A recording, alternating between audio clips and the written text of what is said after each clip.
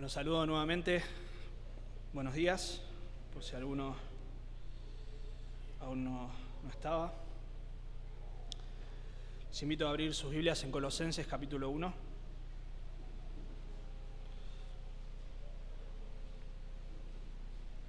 Luego de la introducción del domingo pasado vamos a comenzar a sumergirnos en la carta, quizá todavía no en la parte más sustanciosa, pero es la palabra de Dios, por supuesto, y vamos a aprender muchas cosas y debemos tener la disposición de exponernos a ella, a su palabra, la palabra de Dios. Así que vamos a leer del versículo 3 al versículo 8, esa es la porción que vamos a estar tratando hoy. Luego vamos a orar una vez más y yo voy a poner mi cronómetro.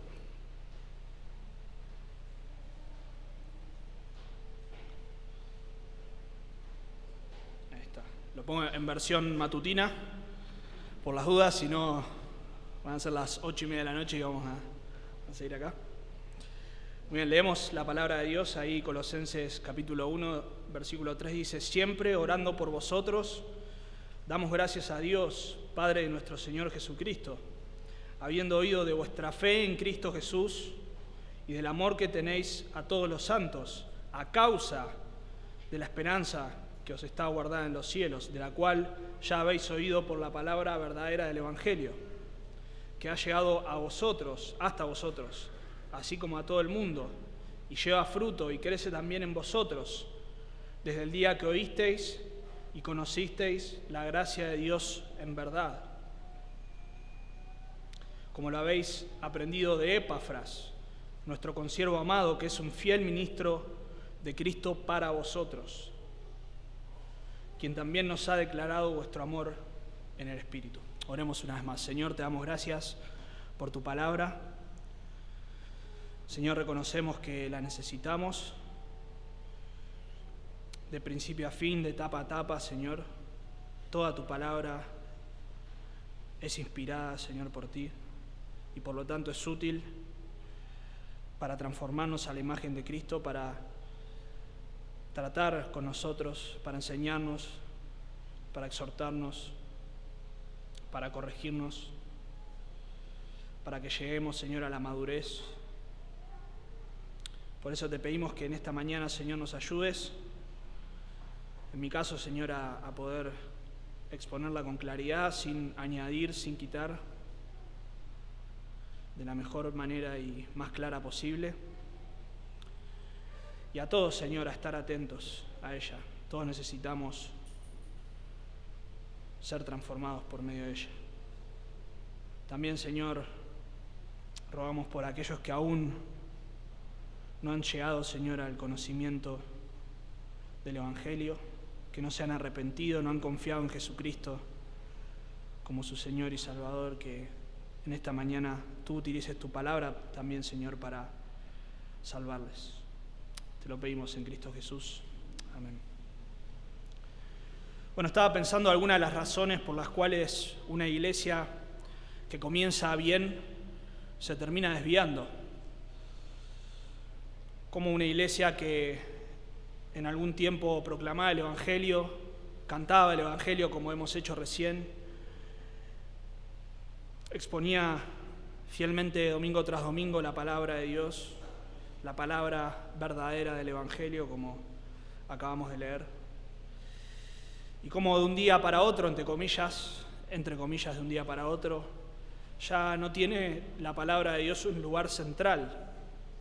Ya el Evangelio no es predicado con fidelidad, o si es predicado de vez en cuando en alguna campaña evangelística, en algún evento especial, pero no como algo cotidiano, no como algo sistemático inclusive. Bueno, la realidad es que no hay una sola respuesta para esto.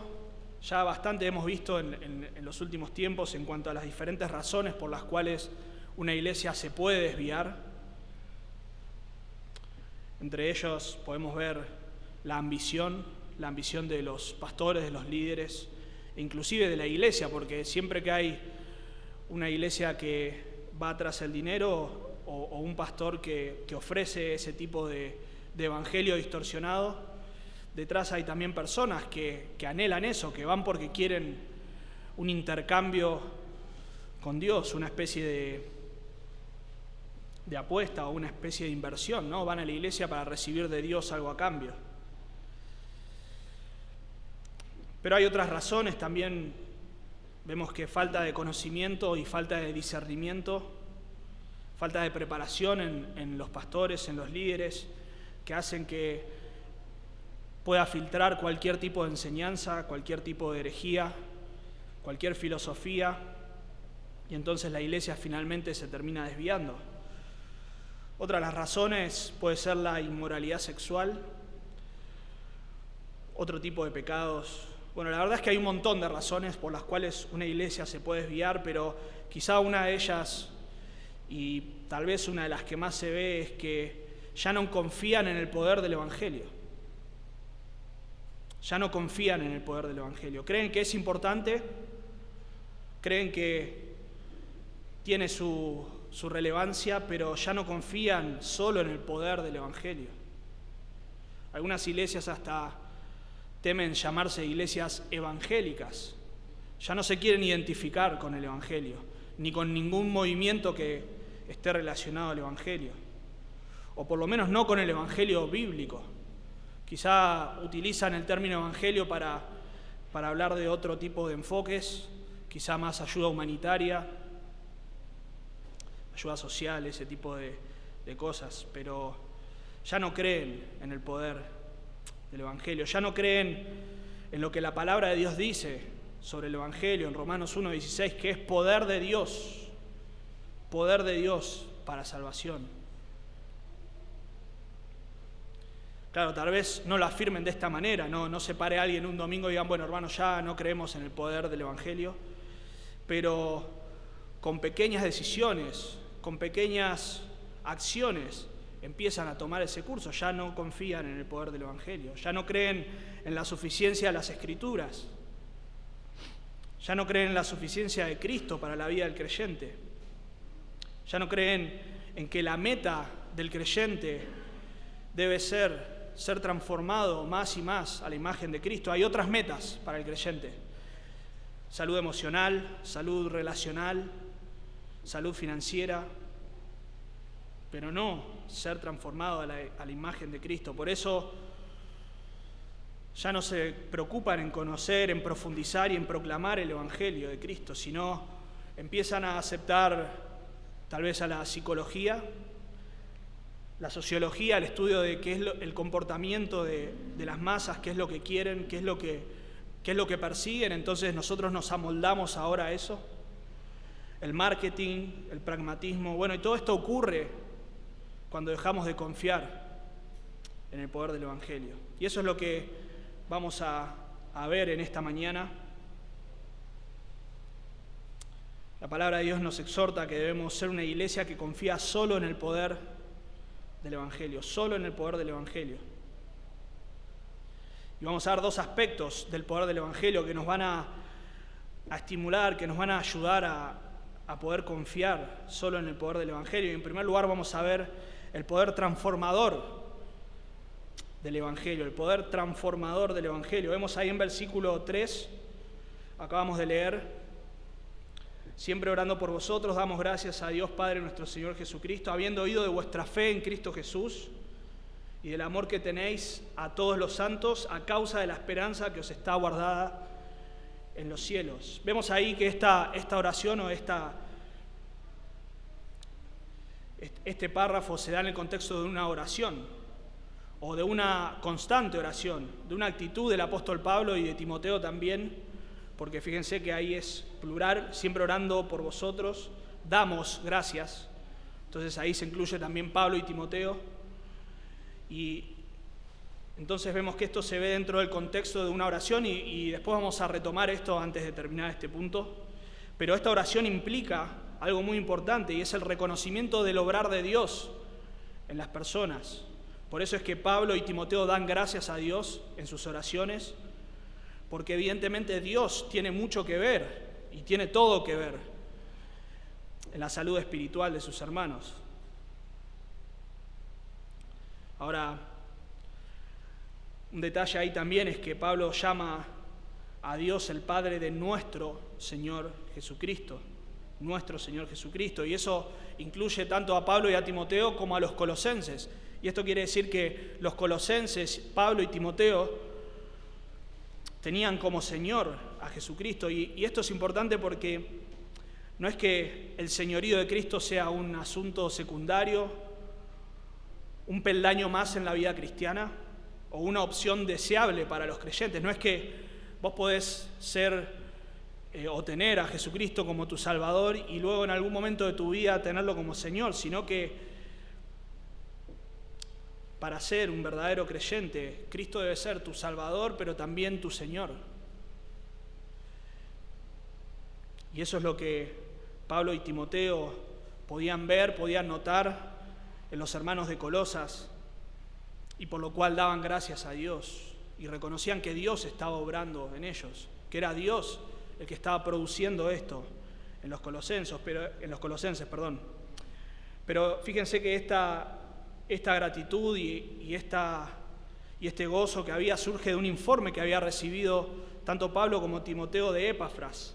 En versículos 7 y 8 dice: como lo habéis aprendido de Epafras, nuestro consiervo amado, que es un fiel ministro de Cristo para vosotros, quien también nos ha declarado vuestro amor en el Espíritu. Es decir, Epafras había llegado a Pablo en prisión con buenas noticias sobre la vida de los colosenses, de cómo Dios estaba obrando en la vida de los colosenses, y es por eso que él puede dar gracias por su obrar.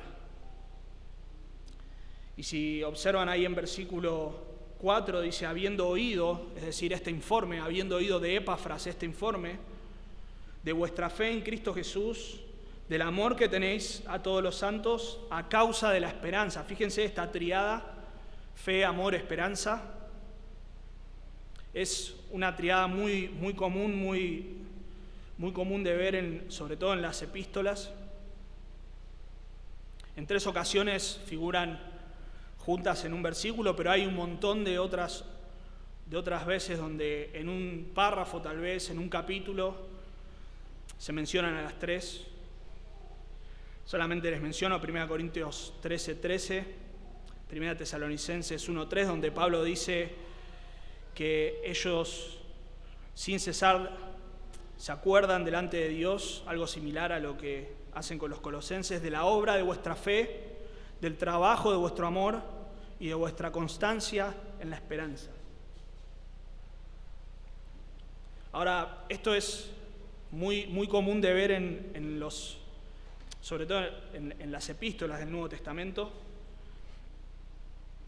Y eso no es porque sea algo trillado, algo que nosotros solemos hablar de esa forma, ¿no? Tenemos ciertas frases que las repetimos y a veces ni siquiera pensamos en ellas. Saludamos a alguien y decimos bendiciones, hermano, qué sé yo, pero no estamos pensando realmente en lo que estamos diciendo. No es nada malo, ¿no? Obviamente, decir bendiciones, pero realmente no estamos pensando en que deseamos que Dios bendiga a esta persona. Pero cuando vemos algo así en la palabra de Dios, no es algo trillado, no es que el Espíritu Santo puso eso para rellenar los huequitos ahí que faltaban, para que tenga sentido, para que tenga coherencia, sino que estos 3 elementos son elementos centrales para la fe cristiana. Son centrales. En Romanos capítulo 5 vemos algo de esto y dice la palabra de Dios en versículo 1 que somos justificados por la fe y que siendo justificados tenemos paz para con Dios por medio del Señor Jesucristo. Más adelante, ahí en versículo 2 dice: por quien tenemos también entrada por la fe a esta gracia en la cual estamos firmes y nos gloriamos ¿en qué cosa? En la esperanza de la gloria de Dios.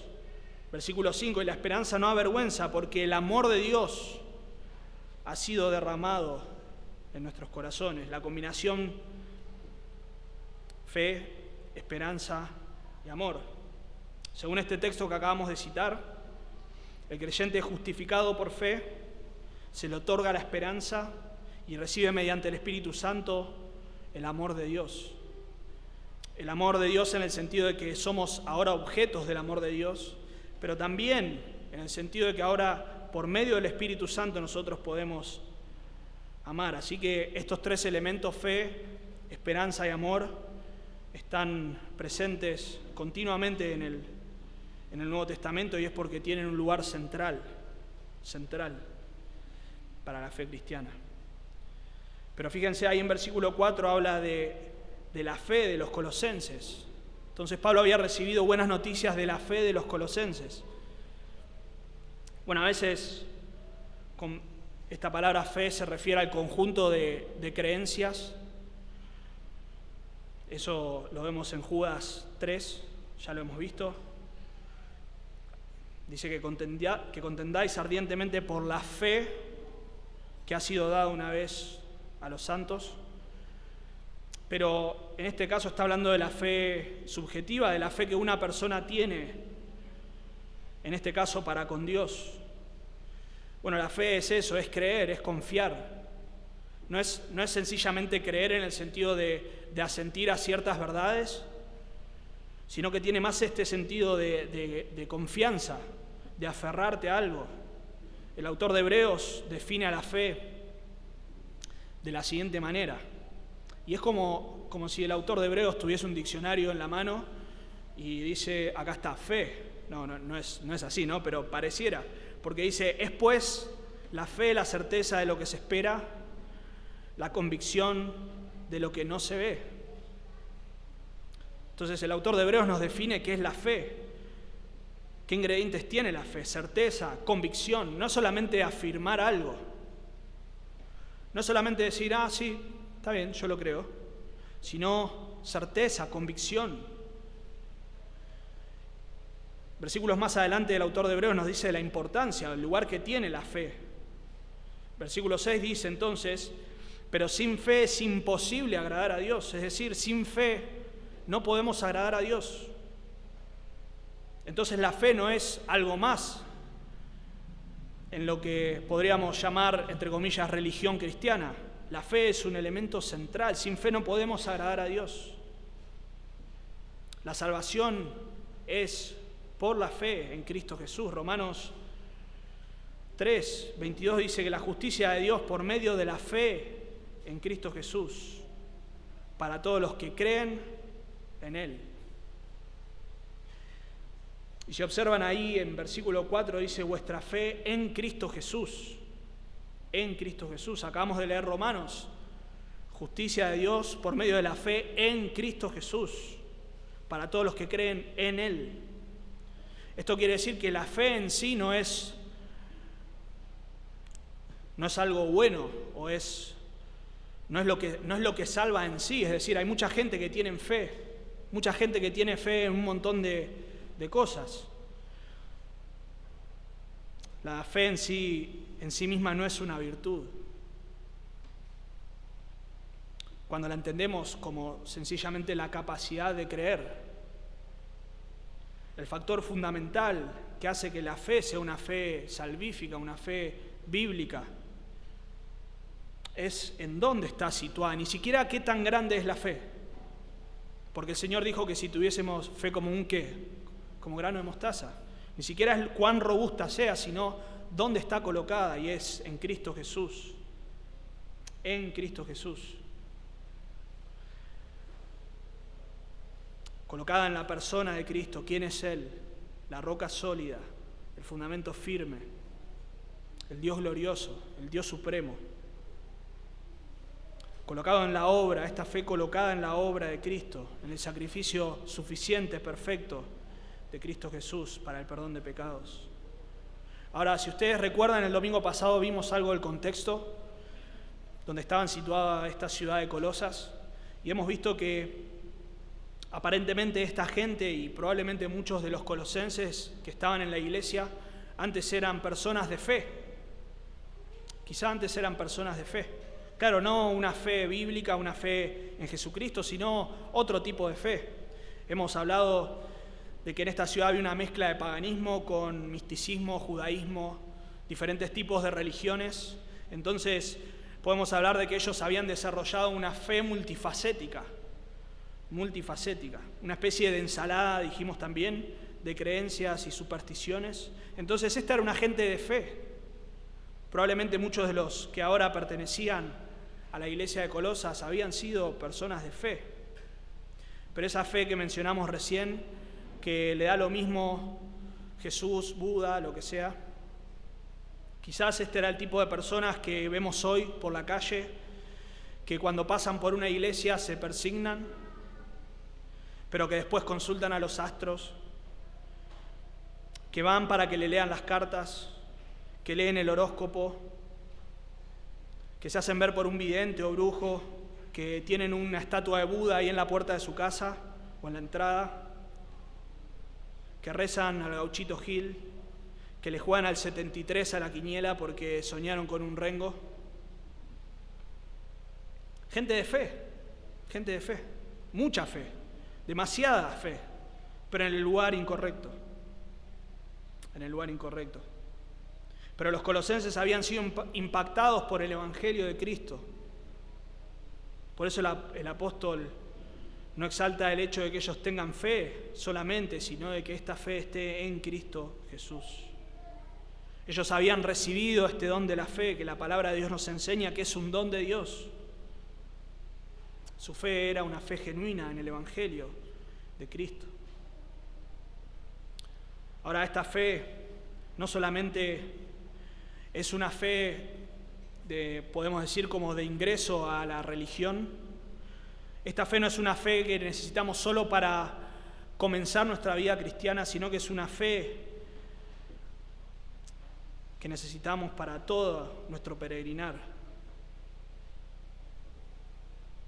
Romanos 1:17 dice que porque en el Evangelio la justicia de Dios se revela por fe y para fe. Por fe y para fe. Como está escrito, mas el justo por la fe vivirá. En 1 Juan constantemente vemos que el apóstol Juan utiliza un tiempo verbal para hablar de creer, que es el presente. Por ejemplo, en 5:1 dice, todo aquel que cree constantemente. Ese tiempo nos habla de algo que es constante, no es todo aquel que creyó en algún momento, sino todo aquel que cree. También podríamos decir algo así como el que continuamente está creyendo. O sea, aquel que deja de creer es porque en realidad nunca tuvo una fe genuina. Y eso también nos dice Pablo aquí en Colosenses 1:21, dice, y a vosotros también que erais en otro tiempo extraños y enemigos en vuestra mente, haciendo malas obras, ahora os ha reconciliado. O sea, él da fe de que ellos eran creyentes, pero más adelante dice, si en verdad permanecéis fundados y firmes en la fe y sin moveros de la esperanza del Evangelio. Es decir, estos hermanos iban a evidenciar que su fe era genuina.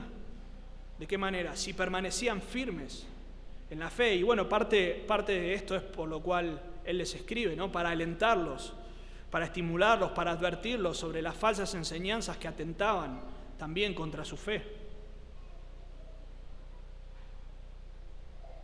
Pero Pablo se goza y ora constantemente agradeciendo al Señor por la fe de estos hermanos. Y hemos visto en Santiago, en la serie de Santiago, que la fe no es algo abstracto en un sentido. En un sentido sí, porque claro, nosotros vemos a un hermano que tiene fe, ¿y cómo lo vemos? No es que se le nota reluciente en el rostro, no es que tiene un cartelito acá que dice, tengo fe. ¿De qué manera se ve la fe? Por las obras, se evidencia por las obras. Entonces, estos hermanos podían evidenciar su fe mediante las obras. No sabemos, no dice de qué manera, pero podemos pensar que quizá esta gente pagana, que antes adoraba a todo Dios que se le cruzaba por adelante, y ahora solo adora y sirve al único Dios verdadero. Quizá alguno que tenía problemas con la bebida había superado por medio del poder del Evangelio. La evidencia de su fe era que había dejado de beber. Quizá personas que se amaban a sí mismos ahora pueden amar a los demás. Quizá una persona inmoral evidencia su fe, estaba evidenciando su fe en la manera en que luchaba contra la carne por medio del poder del Espíritu. Así que vemos esta evidencia del poder transformador del Evangelio, y la fe es una evidencia de ello. Ahora, la fe es un elemento fundamental para el cristianismo, y la palabra de Dios nos enseña que el creyente es guardado mediante la fe. 1 Pedro 1, 3 al 5 dice, versículo 4 dice, para una herencia incorruptible, incontaminada e inmarcesible, reservada en los cielos para vosotros. Versículo 5, que sois guardados por el poder de Dios, pero ¿de qué manera? Mediante la fe. Mediante la fe. Es el poder de Dios, pero es mediante la fe. Y es por eso que debemos prestar atención, y el autor de Hebreos nos exhorta a esto. 3:12 de Hebreos dice, mirad, hermanos, que no haya en ninguno de vosotros corazón malo de incredulidad. Corazón malo de incredulidad les exhorta a aquellos que están, por lo menos visiblemente, que vienen, se acercan a la iglesia, que dicen tener una fe, que creen tener una fe genuina, pero les exhorta, tengan cuidado, que en su corazón no haya incredulidad, que sean solo profesantes, pero no tengan una fe genuina. Así que debemos cuidar de nuestros corazones, que no haya en nosotros incredulidad disfrazada de una fe genuina. Y vemos esta fe genuina, que es una evidencia del poder del Evangelio en los Colosenses, pero vemos también el amor como evidencia del poder del Evangelio. Fíjense ahí en versículo 4, habiendo oído de vuestra fe en Cristo Jesús y del amor que tenéis a todos los santos. Este amor que ya conocemos es el amor ágape, no es un sentimiento, no es una emoción, sino un amor que se traduce en acción, un amor sacrificial. Y esta es otra evidencia del poder del Evangelio, esta es otra evidencia de que el Evangelio había llegado no solamente a la ciudad de Colosas, sino también a los corazones de cada uno de los hermanos allí en la iglesia. Y el amor, como dijimos antes, en esta triada fundamental del Evangelio, es un elemento clave, es un elemento esencial. No puede estar ausente en la vida de ningún creyente, sencillamente porque la palabra de Dios dice que así es. La palabra de Dios dice que el amor es un fruto del Espíritu, o es parte del fruto del Espíritu, o sea que es, si alguien tiene el Espíritu de Dios, es un creyente, y si esa persona es un creyente, el amor de Dios se debe manifestar en él.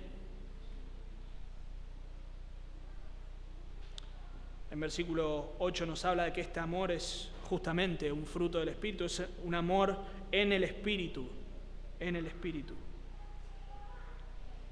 Y como vimos al principio, con respecto al señorío, esta no es una opción, no es que el creyente tiene la opción de amar, o hay creyentes que aman y hay otros creyentes que, todavía no llegaron a ese peldaño de espiritualidad.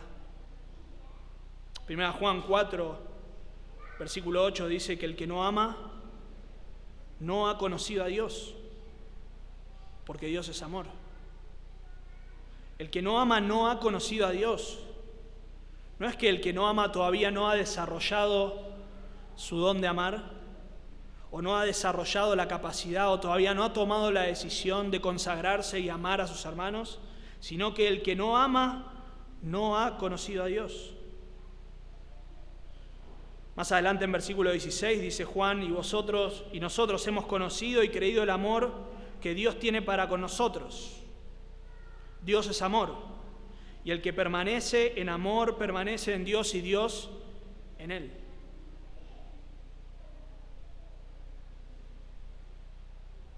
Nadie que diga amar a Dios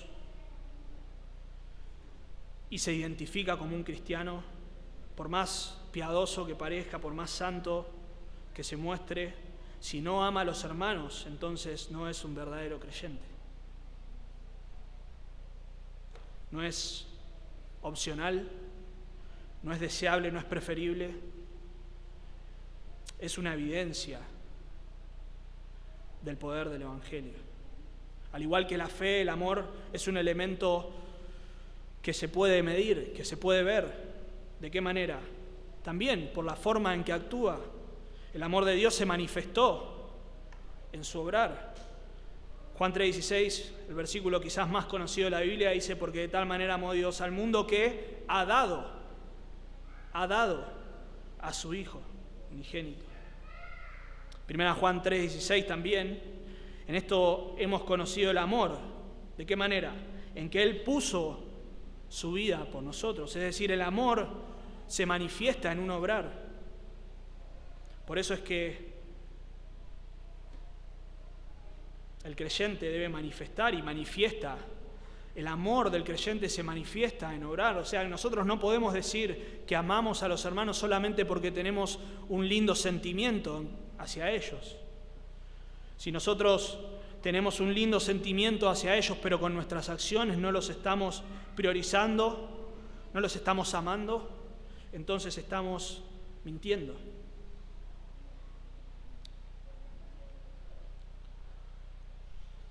Hemos visto en Santiago, no lo anoté acá finalmente, pero hemos visto que si viene un hermano y tiene frío y tiene hambre y nosotros le decimos: bueno, anda tranquilo, yo voy a orar por vos, pero no le damos de comer, no le suplimos sus necesidades, la fe que nosotros estamos diciendo tener es falsa. Y de la misma manera el amor. Si nosotros decimos amarle y no estamos proveyendo, no estamos cubriendo las necesidades dentro de nuestras posibilidades, no lo estamos amando. Así que el amor se manifiesta en acciones y este amor es una evidencia del impacto del poder del Evangelio, algo que ninguna religión pagana, que ninguna filosofía podía lograr. Ahora, si se fijan bien ahí, cuando hablamos de esta tríada de amor, fe y esperanza, vemos que la esperanza y el amor se relacionan entre sí. ¿De qué manera? Bueno, ahí lo vamos a ver, pero versículo 4 dice: y el amor que tenéis a todos los santos, y en versículo 5 comienza diciendo: a causa de la esperanza o por la esperanza. Es decir, que la esperanza y el amor en este caso se conectan. Y la manera en que se conectan es que la esperanza es el motor, es lo que promueve este amor. Ahora, no siempre que aparecen estos tres elementos, fe, esperanza y amor, tienen una relación directa, pero muchas veces uno termina estimulando al otro, como este es el caso. En este caso, la esperanza motiva o impulsa al amor de los creyentes. Esa esperanza es la expectación, la confianza, la certeza, como habíamos leído en Hebreos, de lo que esperamos. Es una espera paciente. Ahora, esto no es algo similar a lo que ocurre con la fe. Esto no es que es una actitud positiva ante todo. Esas personas que siempre te dicen: bueno, quédate tranquilo, ya la economía va a mejorar, hay que tener esperanza. Bueno, puede mejorar o puede no mejorar, pero nuestra esperanza no está ahí, es una esperanza puesta en el lugar correcto.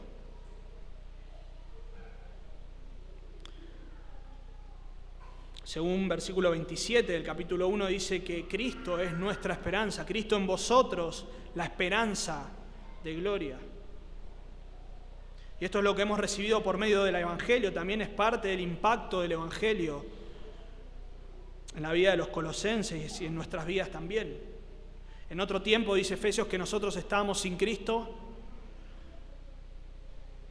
estamos sin esperanza y sin Dios en el mundo. Esa es la realidad espiritual de cada persona que no está en Cristo. Vive la terrible incertidumbre de no saber de dónde viene, por qué está en este mundo, a dónde va. Vive con la angustia existencial de no encontrar un sentido a este mundo. Claro, si esto es un accidente,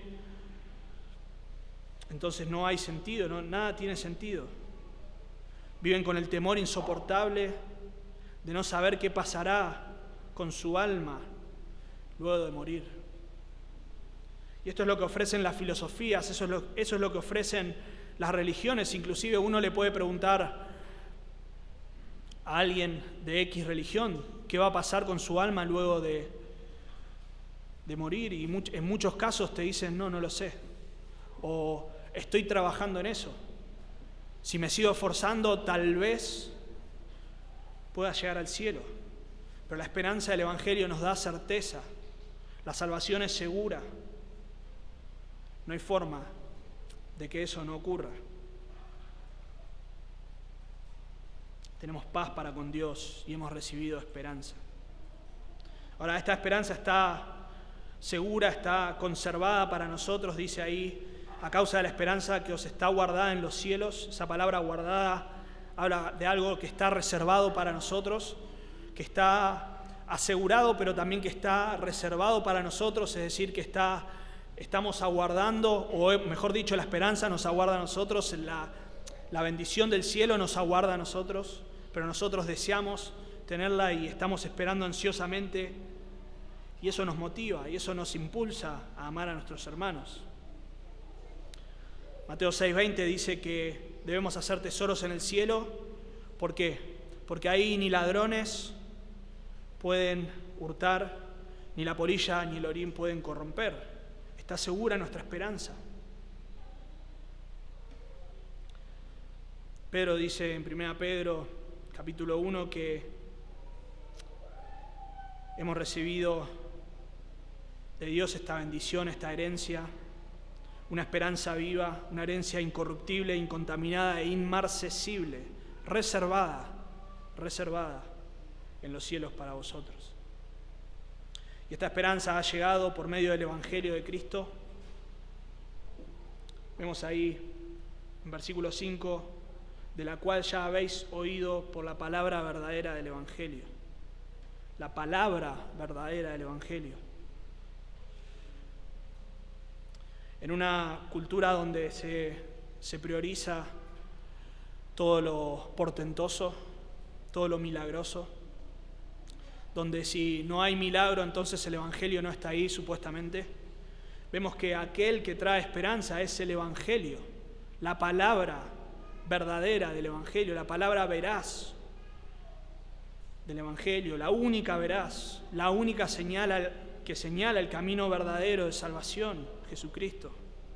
La única capaz de ofrecer verdadera esperanza, en contraste a todas estas falsas esperanzas que ofrecen las religiones, las filosofías y el mundo. Y esta esperanza, esta palabra verdadera del Evangelio ha llegado por medio de Epafras. Lo hemos visto ahí en versículo 7. Pablo había estado 3 años en Éfeso, lo hemos visto la semana pasada, en Hechos 20 nos dice esto. Y en versículo 10 del capítulo 19 dice: así continuó por espacio de 2 años, hablando de Pablo, de manera que todos los que habitaban en Asia, judíos y griegos, oyeron la palabra del Señor Jesús. Ahí vemos el impacto del ministerio de Pablo, como todos los que estaban en Asia habían oído la palabra del Señor Jesús. Y es esta palabra que fue esparcida, esta palabra que fue primero, que impactó en la vida de Epafras, que transformó su vida, pero que luego fue llevada por Epafras a Colosas.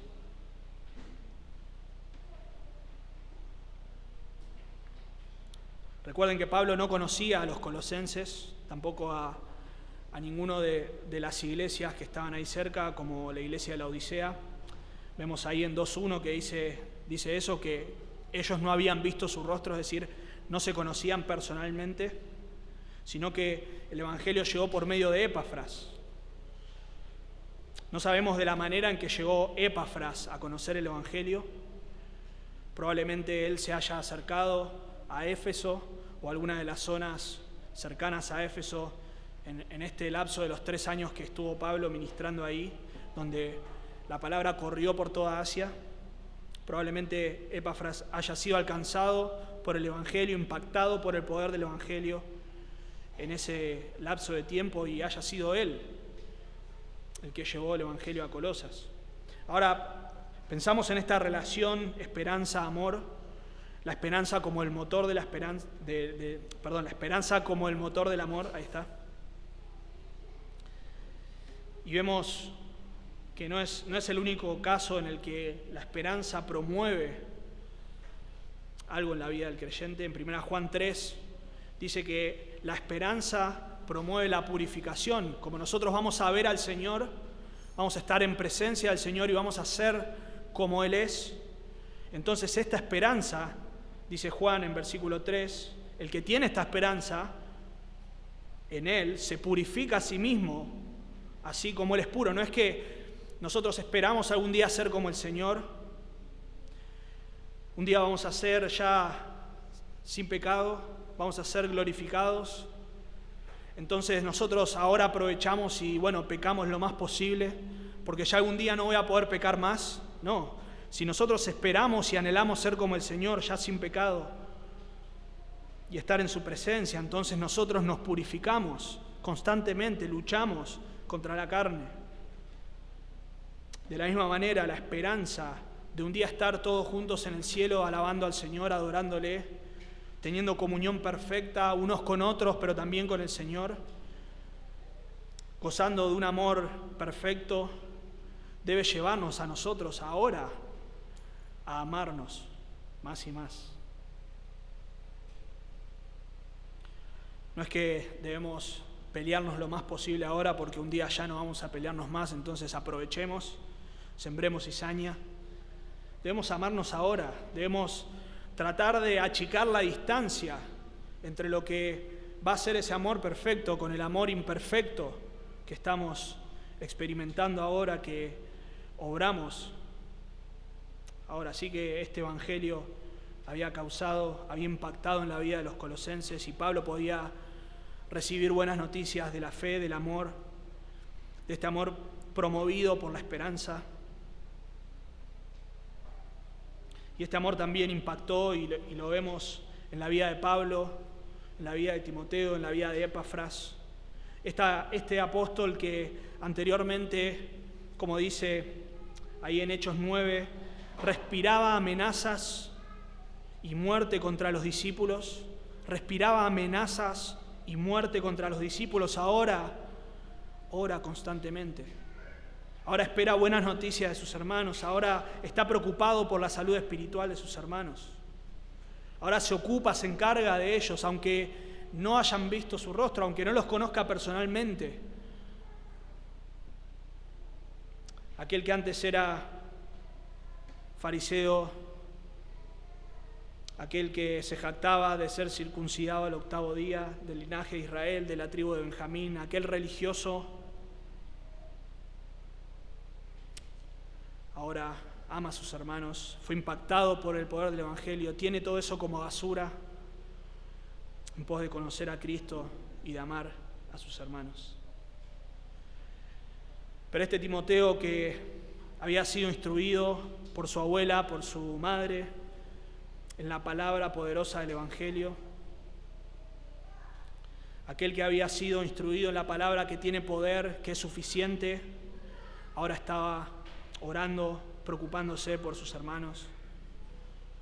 Este Epafras, que venía de un contexto pagano, posiblemente adoptando muchas de las conductas, abrazando muchas de las creencias, ahora es un consiervo amado. Versículo 7, nuestro consiervo amado es un fiel ministro de Cristo. No solamente recibió el Evangelio, no solamente fue impactado por el Evangelio, sino que ahora se transformó en un siervo del Evangelio, en aquel que lleva el Evangelio. Ahora es un fiel compañero de prisiones de Pablo, que está dispuesto a viajar largas distancias, a correr riesgos, a dar de su tiempo, posiblemente de su salud, de su dinero, todo para servir al Evangelio, para servir a Dios, pero también indirectamente para servir al apóstol Pablo. Así que vemos el impacto del Evangelio en la vida de los colosenses, en la vida de Pablo, en la vida de los demás misioneros. y debemos preguntarnos qué clase de fe tenemos. Debemos oír las advertencias de la palabra de Dios en Hebreos. ¿Qué tan firme es nuestra fe? Debemos preguntarnos. ¿Qué estamos haciendo? Recuerden que es por el poder de Dios que somos preservados, pero también por medio de la fe. Y esa fe nosotros debemos guardarla, nosotros debemos conservarla, debemos constantemente venir a la palabra de Dios, reafirmar nuestros pasos, reafirmar nuestra creencia, reafirmar justamente qué es lo que nosotros estamos creyendo. Y este amor, que es una evidencia, también se puede ver en nuestras vidas. ¿De qué manera se ve? ¿De qué manera se ve que realmente amamos a Dios y por lo tanto amamos a nuestros hermanos? ¿Qué lugar ocupa la esperanza en la ecuación?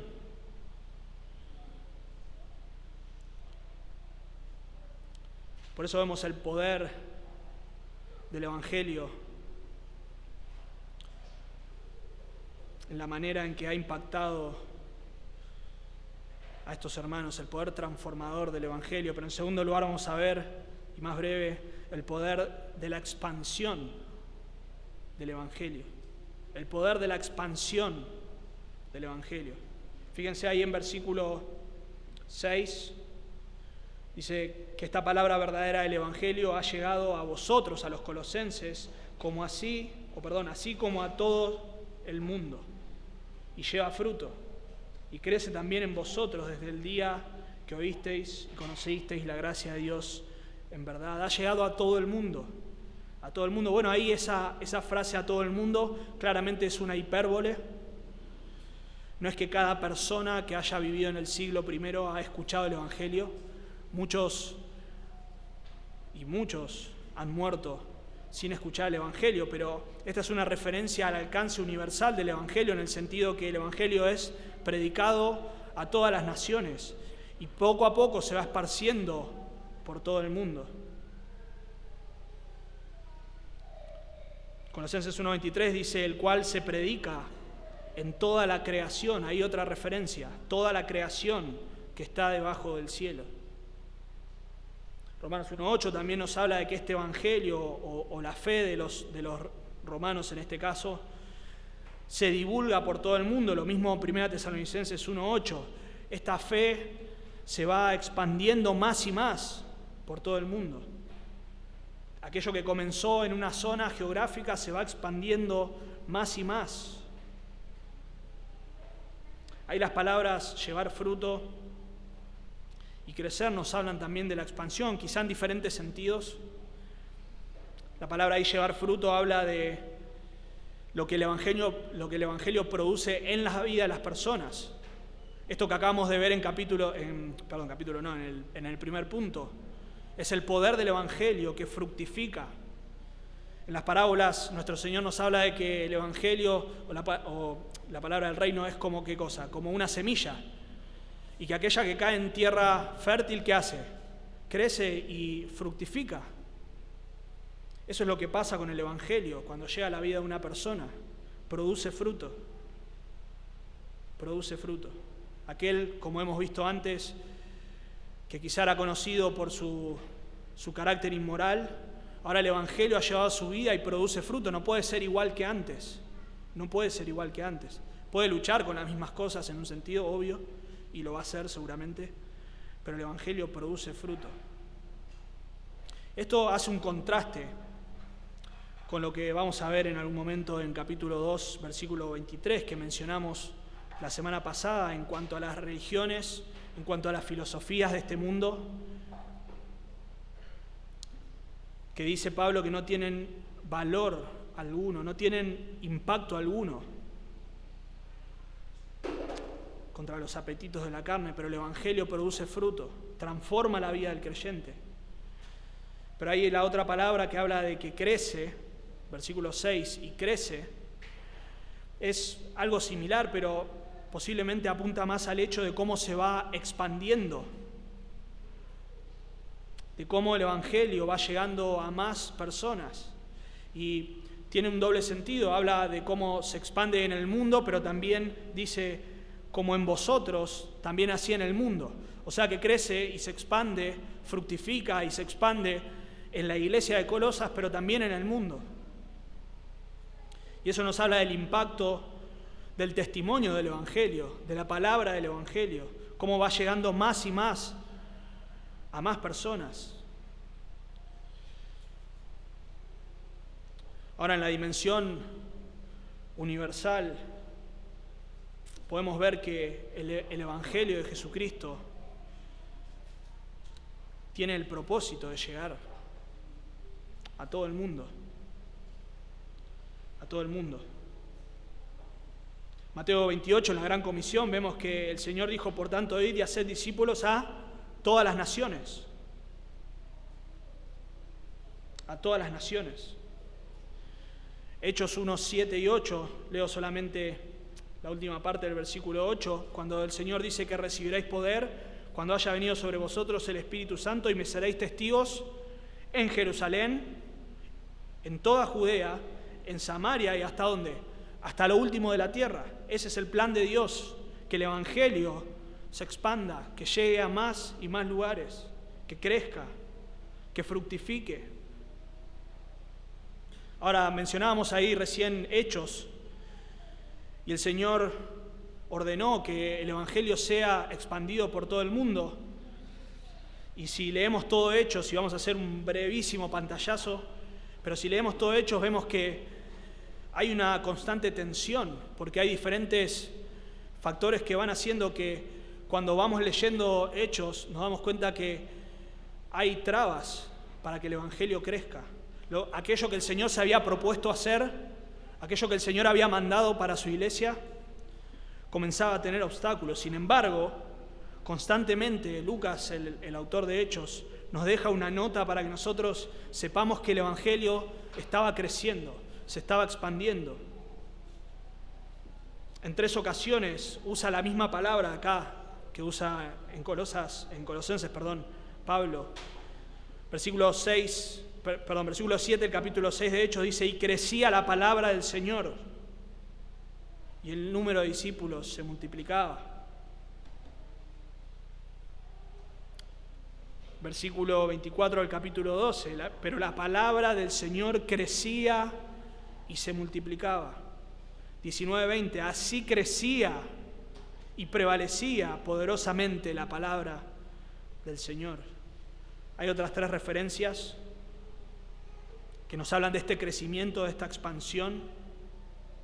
Pero vemos que esto que había sido mandado, ordenado a los discípulos, pronto comenzó entonces a tener obstáculos. Y el primer obstáculo en realidad no es ni una persecución, ni el pecado, aunque quizá implícito podría llegar a estar. Pero nosotros vemos que el Señor le ordena a los discípulos a llevar el Evangelio por todos lados. Esto es más o menos en el año 30. Y luego de la muerte de Esteban, del martirio de Esteban, estamos en el año 33 y los discípulos ¿dónde están? Todavía están en Jerusalén. Todavía están en Jerusalén. Claro, vemos en Pentecostés que algo de este aspecto universal del Evangelio ya lo podemos ver porque habían personas de todas las naciones, o de muchas de las naciones. Había medos, partos, elamitas. Podríamos seguir citando ahí en Hechos, capítulo 2, del 5 al 11, pueden leerlo después. Pero de los 4 puntos cardinales, venían personas y estaban ahí escuchando el Evangelio y siendo impactados por el Evangelio, pero aquello que debía ser esparcido entonces todavía estaba nucleado en un lugar. Y vemos ahí la soberanía de Dios en la expansión del Evangelio, pero también vemos los problemas internos. Vemos ahí a Ananías y Zafira, capítulo 5, vemos esta disputa, esta murmuración en capítulo 6, que llevó a la elección de los diáconos. o de los protodiáconos, dirían algunos. ¿Puede ser? Entonces, problemas internos, pecado, que atentaba contra el crecimiento de la iglesia, del Evangelio, de Jesucristo, pero también vemos la expansión a causa de la persecución, no a pesar de la persecución, como vamos a ver después, sino a causa de la persecución. Recuerden, estos discípulos que debían expandir el Evangelio estaban todavía ahí reunidos en Jerusalén. Y habíamos leído de este ahora apóstol que respiraba amenazas, librando o siendo un factor importante en la persecución de los creyentes ahí en la iglesia primitiva. Dice que en aquel día hubo una gran persecución contra la iglesia que estaba en Jerusalén, y todos fueron, ¿qué cosa?, esparcidos por las tierras de Judea y de Samaria, salvo los apóstoles. Y en versículo 4 nos muestra esta soberanía de Dios en la expansión del Evangelio. Pero los que fueron esparcidos iban por todas partes anunciando el Evangelio. Anunciando el Evangelio. Y este es el poder de la expansión del Evangelio de Dios. No fue algo diseñado por los hombres, de hecho habían recibido instrucciones de hacerlo así, pero no lo estaban haciendo, al menos no de momento. Sino que es la intervención de Dios, la soberanía de Dios, trayendo esta persecución para que el Evangelio sea esparcido. Que ahí ya menciona a Samaria, ya comienza a expandirse. Paradójicamente, la persecución no solo no logró frenar el avance del Evangelio, sino que lo impulsó. Lo impulsó. El plan era frenarlo, pero lo impulsó. Vemos la expansión del Evangelio, ahora sí, a pesar de la persecución. Constantemente, en el libro de Hechos vemos persecución. Vemos ahí el encarcelamiento de Pedro y Juan en Hechos 4, en Hechos 5. Vemos la muerte de Esteban en Hechos 7, persecuciones de Pablo en Hechos 8, eran persecuciones de Pablo hacia la iglesia. No persecuciones contra Pablo, sino de Pablo hacia la iglesia. Martirio de Jacobo y encarcelamiento de Pedro. Puse Pablo acá, pero es Pedro. Hechos 12, persecución en Antioquía. Hechos 13, persecución en Iconio. Hechos 14, Pablo es apedreado en Listra. Hechos 14 también. Pablo es encarcelado en Filipos. Hechos 16. Pablo es perseguido en Tesalónica. Hechos 17. Pablo es perseguido también en Berea. Hechos 17. Pablo es arrestado en el templo. Hechos 21. Hay un complot contra Pablo en Hechos 23 y finalmente Pablo está preso en Roma en Hechos 27, que es desde donde escribe esta carta. Todas estas son persecuciones y aflicciones que tenían el propósito de frenar el avance, la expansión del Evangelio poderoso de Dios. Sin embargo, miren cómo termina el libro de Hechos. Y Pablo permaneció 2 años enteros en una casa alquilada y recibía a todos los que a él venían, predicando el reino de Dios y enseñando acerca del Señor Jesucristo, abiertamente y qué cosa, y sin impedimentos. Pablo estaba preso, pero la palabra del Señor no estaba presa. Nada, absolutamente nada pudo frenar la expansión del Evangelio, ni la posible desobediencia de los discípulos, ni el pecado dentro de la iglesia, ni la persecución, ni la muerte, ni el encarcelamiento. Absolutamente nada pudo ni podrá frenar el avance y la expansión poderosa del Evangelio. El Evangelio es poder de Dios para salvación. Poder de Dios para salvación. No es por medio de una habilidad humana, no es gracias a las circunstancias favorables que el Evangelio se va a expandir. En muchas ocasiones ha ocurrido en la historia que hubo tiempos favorables para la expansión del Evangelio, pero normalmente no ha sido así. No es gracias a las estrategias, a los planes, a las personalidades, a la obediencia, sino es gracias al poder soberano de Dios y al poder expansivo del Evangelio. Por eso, este aspecto del Evangelio nos lleva a confiar solo en el poder del Evangelio, no en nuestros recursos, no en nuestras habilidades. Y estos colosenses estaban tentados a confiar en otras cosas y no en Cristo, no en el Evangelio de Cristo, en supersticiones, en poderes superiores, en filosofías, en prácticas religiosas y no en Cristo. Pero esta expansión del Evangelio, este poder expansivo del Evangelio, nos lleva a confiar entonces en el poder del Evangelio, en que cuando hablas con tus familiares, quizá vez tras vez te rechazan y crees que nada va a ocurrir jamás, que el poder del Evangelio no se aplica a tu situación, a tus familiares. Debes recordar que el Evangelio es poderoso. El Evangelio es poderoso. Nos ha rescatado a nosotros, que no éramos mejores, que no éramos terreno fértil. El Señor lo ha hecho fértil. Cuando predicás en la calle y parece que nadie se convierte, que no hay respuesta, la expansión del poder del Evangelio o la expansión del Evangelio poderoso te ayuda a confiar, a descansar en que el Señor tiene siempre la última palabra. Pero también nos ayuda a aferrarnos más y más en que el Señor ha obrado a pesar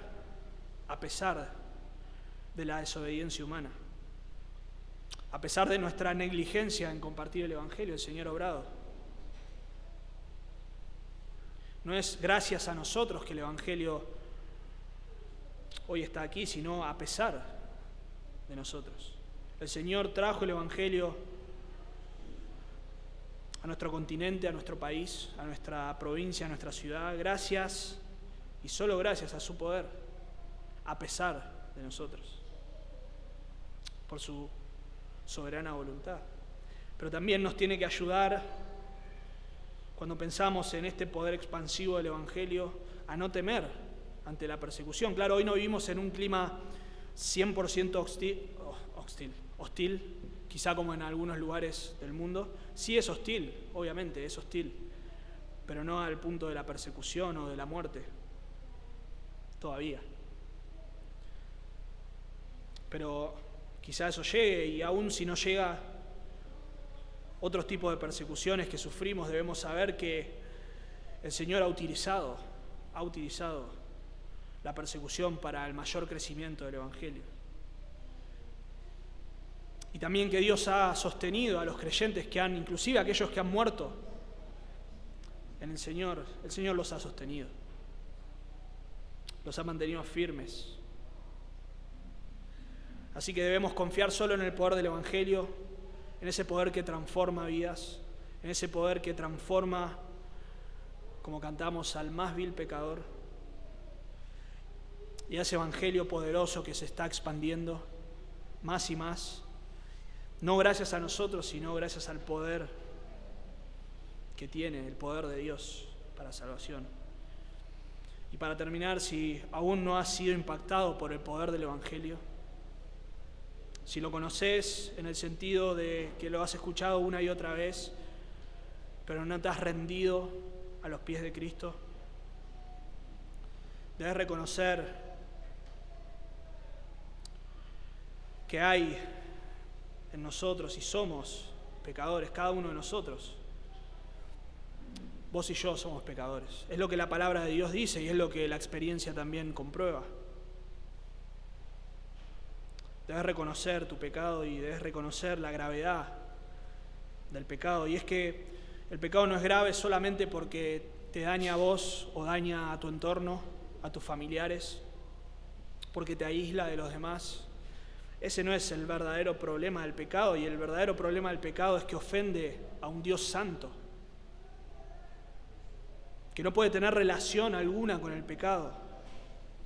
Y cada pecado es una ofensa directa a su santidad. Y este Dios santo es también un Dios justo que va a castigar el pecado. No lo va a dejar sin castigo. Y ese castigo se va a ver expresado en el infierno eterno. Como decíamos antes, las personas que mueren sin esperanza son las personas que mueren sin considerar que luego de morir les espera el juicio y el infierno eterno. Pero el Evangelio de Dios ofrece buenas noticias, eso es lo que es, buenas noticias. Y es que Cristo, el Hijo de Dios, vino a este mundo para pagar en lugar del pecador, para cargar sobre sí la culpa por el pecado, para cargar sobre sí y recibir la ira de Dios, de este Dios santo y este Dios que es justo. Castigó a su Hijo en lugar del pecador. Debes creer en este Evangelio. Creer, pero no en el sentido de solamente decir, sí, eso es cierto, sino confiar, descansar en Él, abrazarlo, solo a Él. No a tus obras, no a lo que vos puedas hacer para ganar el favor de Dios, sino solo en el sacrificio de Cristo. Oremos. Padre, te damos gracias por tu Evangelio poderoso. Señor, somos una evidencia del poder del Evangelio. Somos una evidencia de que tú salvas por medio de tu Evangelio poderoso, Señor. Somos una evidencia de que tu Evangelio se está expandiendo, está creciendo, está dando fruto en todo el mundo. Nos maravilla, Señor, pensar que cerca de 2000 años atrás este Evangelio era predicado por solo algunos hombres en una zona geográfica de este mundo.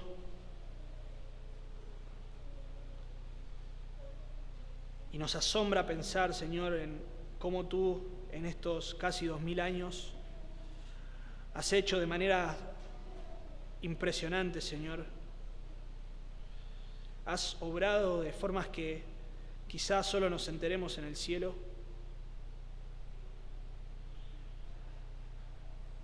A veces por medio de un hombre que le lleva el Evangelio a otro hombre. A veces por medio de una campaña evangelística. A veces inclusive utilizando incrédulos, Señor, para llevar tu Evangelio. Eso es increíble, sorprendente. No sabemos, Señor, todo lo que tú has hecho en estos casi 2000 años, pero sí sabemos que tu Evangelio crece, se expande, fructifica, Señor, sigue impactando vidas. Y confiamos, Señor, y eso nos hace confiar aún más en el poder de tu Evangelio, no en filosofías, no en técnicas,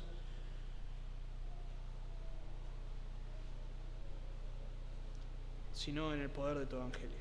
Por eso debemos predicarlo con claridad, Señor. Esforzarnos por estudiarlo, conocerlo y por lo tanto poder exponerlo con claridad. Oramos agradecidos en Cristo Jesús. Amén.